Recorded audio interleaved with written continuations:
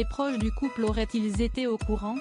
Depuis le mois de janvier dernier, Gérard Louvain et son mari, Daniel Moine, font l'objet d'une enquête pour viol sur mineur et complicité de viol sur mineur, après la plainte déposée par le neveu du producteur. Depuis, plusieurs témoignages se sont ajoutés à celui d'Olivier A.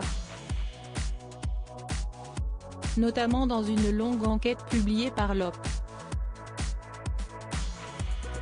Nos confrères ont également interrogé certains anciens collaborateurs du couple, qui auraient pu être témoins des faits.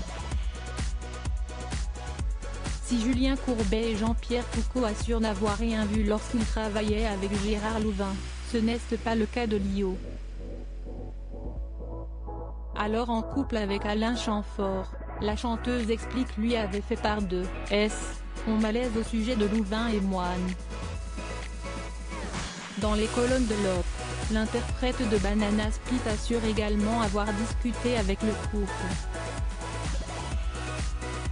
J'ai été écarté et blacklisté de leur programme. C'était une époque d'impunité organisée, tous ceux qui savaient en tourner la tête.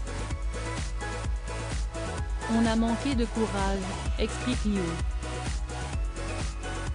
Toujours dans l'OP, plusieurs victimes présumées du producteur et de son mari sont sorties du silence.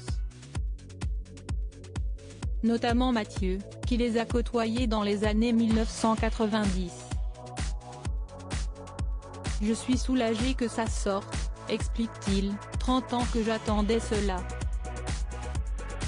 Il raconte ensuite, un jour, Daniel enclenche une cassette porno. Il s'allonge contre moi, fait des mouvements de bassin et m'embrasse dans le cou. J'étais dégoûté. J'avais 14 ans. Je l'ai repoussé violemment, et il n'a pas insisté. J'ai hurlé, je ne suis pas un PD.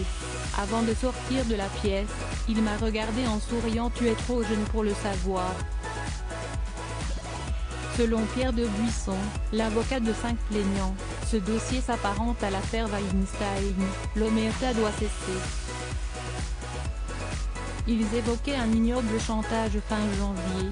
Gérard Louvain et son mari ont réagi à ces accusations par le biais d'un communiqué de presse rédigé par leurs avocats. Le couple y indiquait avoir découvert avec tristesse et consternation les accusations portées à leur encontre. Les deux hommes dénonçaient alors un ignoble chantage portant sur la somme extravagante de 750 000 € dont ils sont victimes depuis plusieurs semaines et auxquels ils ont légitimement refusé de céder.